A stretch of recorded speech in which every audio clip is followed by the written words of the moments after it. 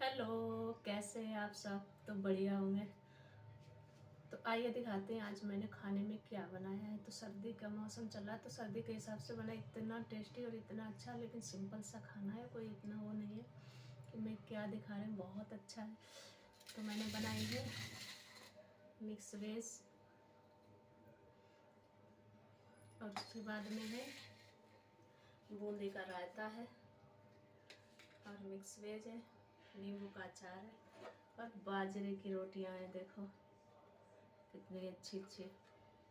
तो इस टाइम पर ये खाने में इसमें घी या मक्खन आप लगा लो जो आप खाते हो, कि मैं भी लगाऊँ तो बहुत टेस्टी लगती है ये खाने में। तो देखिए बहुत ज़्यादा ही। तो सर्दी कम अब कम हो गई, वैसे बथुआ का रायता अच्छा लगता है, बूंदी का रायता बनाती हूँ मैं, तो इतना टेस्टी है कुछ कहने नहीं। तो आइए आप लोग भी खाइए आके। राम राम जी सबको।